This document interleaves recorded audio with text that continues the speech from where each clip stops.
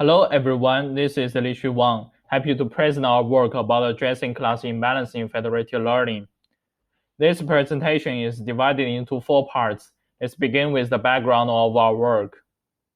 Federated learning is a promising collaborative training strategy for obtaining a global machine learning model while remaining the training data where it is collected or generated. The preservation of training data can protect the private information of clients. Thus, FL is applicable for a number of fields with security concern. For example, the typing prediction on smartphones, the disease diagnosis in healthcare, and most applications in Internet of Things. A typical global round of FL consists of several steps. First, local agents load the latest global model on their devices. Then the central server will randomly select part of agents as the clients, and these clients will use their training data to conduct the local training. After the training, clients are required to upload their individual updates to the server. Next, the server will aggregate these updates and get a version of global updates. Finally, the server will return the global updates to all participated agents. According to the training process, different roles can observe different information. Both clients and the server can access the global model, global updates of every round, and also the model structure. Each client can access his local data, individual updates, but the server can't. Class imbalance is a classical problem in regular machine learning or deep learning training. It happens frequently in a number of scenarios. For example, the image recognition in disease diagnosis, the object detection in autonomous vehicles, and the sentiment analysis in some NLP tasks. In class imbalance, there are two definitions, majority classes and minority classes. The sample quantity of majority classes accounts for a much larger proportion than that of minority classes. Researchers usually apply the quantity ratio between the majority and minority classes as the measurement of imbalance level. And the negative impact of class imbalance is always quantified by the classification accuracy of minority classes and the overall AUC score. Previously, plenty of imbalance solutions have been proposed, and they can be classified into data level, algorithm level, and hybrid method. Data sampling and augmentation need to analyze the training data composition and make up for the lack of minority samples. Meta-learning and model tuning need to modify the standard model structure or the training order, which will greatly change the framework design. Loss function-based methods include the evaluation from training data or machine learning models. In FL, class imbalance issue expose some additional specialized features. Considering the privacy protection of FL, the communication between clients and the server is limited to model updates. Then how to detect the existence of class imbalance from these updates is a tough task. In addition, the practical application of FL is like a form of online learning. Agents possibly need to use the global model at the ending round. Thus, timely imbalance monitoring and mitigation methods are required. And due to the distributed setting of FL, the proposed imbalance solutions cannot make a great change to the standard FL framework. And there are two types of class imbalance in FL, local imbalance and global imbalance. The class imbalance at the edge side is called local imbalance, and this imbalance pattern might present a huge mismatch with the global imbalance. Our work focuses on the solving of global imbalance, since the existence of local models is just for the aggregation and won't be applied for clients' tasks. And we also demonstrate that mitigating the local imbalance possibly imposes negative impact to the global model due to the mismatch in our following experiments. To our knowledge, there is only one work exploring addressing class imbalance problem in federated learning. However, this work needs clients upload their class distribution and also installs many proxy mediators. We believe this design will induce unavoidable security concern and additional computation overhead. Then, let's move to the part of methodology. This figure depicts the overall workflow of our proposed framework. The monitor can estimate the composition of training data at every single global round. And if a data composition with similar imbalance pattern continuously appears, we can acknowledge the global model has been trained with imbalanced data. Then, a novel imbalanced loss function, ratio loss, will be loaded to mitigate the negative impact. The monitor can be installed on both client devices and the central server, since its requirement is just observation of the global updates. And the monitor has a small number of auxiliary samples that are data samples of each class, and such auxiliary samples can be acquired by public dataset or synthesized by generative models. In order to estimate the data composition from model updates, let me introduce theorem 1.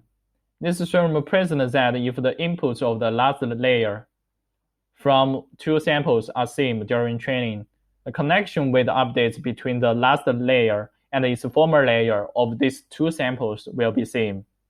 Then from our empirical study, data samples of the same class will induce similar last layer inputs. This similarity lies in the vector direction and vector distance, shown in the bottom left and right figures respectively. Therefore, samples of the same class will produce similar connection with updates. Then, due to the data compositions of different clients are diverse, their local updates will follow different optimization directions. And the optimization steps, labeling the total training iterations, are determined by batch size and the local training epochs. Here we assume that we can ignore the model update difference caused by such optimization process, and we will prove this assumption is acceptable in popular scenarios in our experiment. Further, we can conclude the relation that the global updates are proportional to the overall sample quantity of classes, which is shown like the signal equation. Subsequently, we can use the updates produced by the scenario data to quantify the global updates. For a particular class P, its ratio Aaai records the weight update difference of node P in the last layer when the network is fed with class P and other classes. And with the quantification, we can formalize the computation of sample quantity as the bottom equation. In this equation, the left side represents the quantification process, and the right side is the global updates. Finally, we can compute the sample quantity of class P via the bottom equation. Next, I will introduce the design of ratio loss. Theorem 2 illustrates that how ratio loss evaluates the class imbalance learned by the model. It says, providing that a neural network has been trained with imbalanced data, for example, class A is a majority class, class B is a minority class, and when the network is fed with another class, class C, the weight update of output node A is larger than that of node B. The proof of theorem 2 is two assumptions. One is the similarity between class C and A is the same as between class C and B. Another is the minority classes are hard samples with no classification confidence, while majority classes are easy samples. These two assumptions correspond with two previous works. With theorem 2, the aforementioned weight update ratios of majority and minority classes will present huge differences, and such differences are the basis of ratio loss. Then the ratio loss is formalized as the following equation, and it is an adjustment of cross-entropy loss. Here alpha and beta are two parameters, and in our experiments we set alpha equals 1 and beta equals 0.1. Comparing with the gradient-based state-of-art GHMC loss, ratio loss not only pays attention to the gradient updates of the self-output node, but also considers the updates induced by other classes. Next, I will talk about the evaluation experiments of our work. We carry out experiments on 4 datasets. MINST and Cypher10 are classical image recognition datasets. FIR 2013 is related to face expression recognition with a self-class imbalance, and FE means is a representative FAO benchmark dataset. The overall participated agents are 100, and we randomly select 20 out of them as the clients at each round. Every agent can only possess part of overall classes, and the specific classes are chosen randomly. Such settings correspond with the non-ID nature of FAO. And we apply co-similarity to quantify the gap between the estimation of our monitor and the ground truth of data composition. The named finger shows the performance of our monitor in estimating the data composition of every round. We can see that the estimation is very close to the ground truth, since the similarity score is extremely close to 1. And in co-similarity, it means two vectors point a similar direction. And such accurate estimation remains high across all 15 training rounds, indicating the good performance is stable. Then we test the performance of the monitor in different settings. First, we want to adjust the total training iterations and see if the performance of the monitor will degrade when the model parameters change greatly. With the different batch sizes and the local epochs to modify the total iterations. When we conduct experiments of batch size, the local epoch is fixed, and vice versa. According to results shown in the mid-table, the monitor can still produce accurate and stable estimation even the total iterations are relatively large. In short, the assumption that ignoring the model parameter change is reasonable in popular batch size and the local epoch settings. We also evaluate the monitor in cases of increasing number of agents. Other than selecting 20 clients, for Cypher 10, we changed the selected clients from 15 to 200 out of 1,000 agents. And for FE minst, we changed the number from 13 to 16. The bottom two fingers show that the estimation is still accurate and stable. Thus, we believe the monitor can be applied in practical scenarios. Next, we will start to build the environment of class imbalance. We randomly choose part of classes as the minority classes, and the rest is the majority globally. And the quantity ratio has 4 levels, from 10 to 1 to 100 to 1. As the imbalance ratio is changing with different selection of clients, we have to fix the selection to remain the ratio unchanged. The mid-table presents the importance of early imbalance acknowledgement.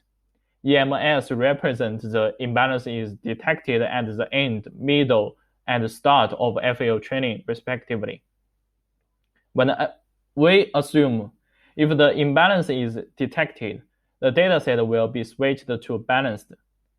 We can conclude that the earlier the detection is, the faster the global model will become better.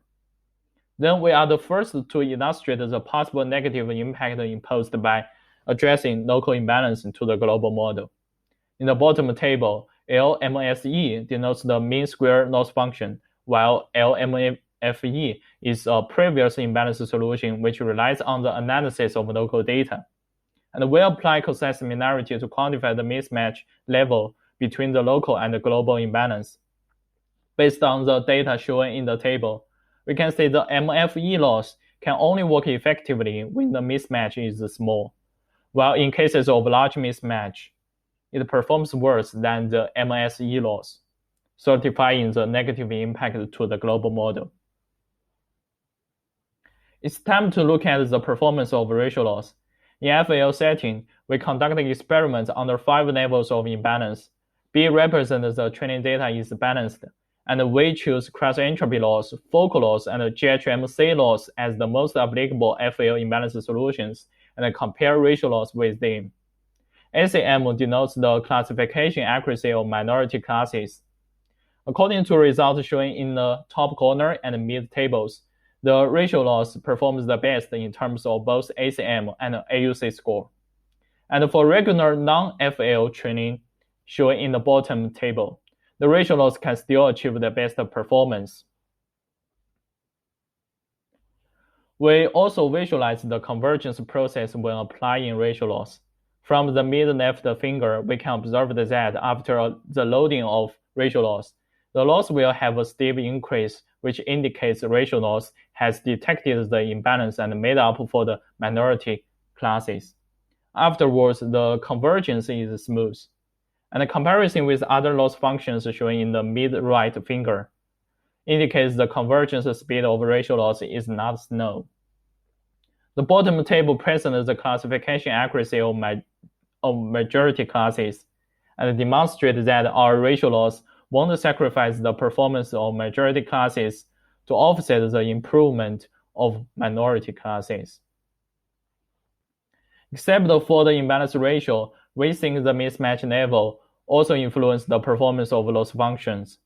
We reduce the number of classes owned by each agent to increase the mismatch between local and global imbalance.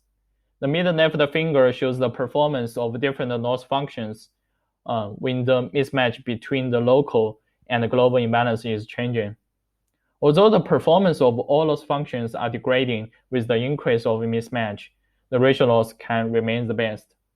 When we relax the fixed selection of clients, namely experiments of dynamic imbalance ratio, the mitigation effect of the other three loss functions becomes more apparent. Certainly, our ratio loss still performs the best. Finally, we will land on the conclusion and the discussion part. In summary, we propose a monitoring scheme which can accurately estimate the composition of training data at every round, and also a novel loss function ratio loss to mitigate the negative impact induced by class imbalance.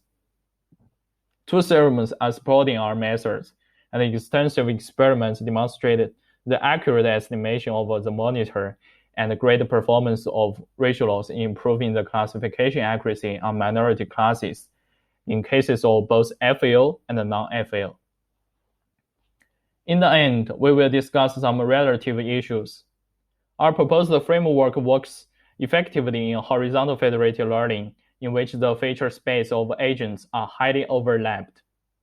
Of course, we believe there are also similar imbalance problems in vertical federated learning and federated transfer learning. We will explore them in the future.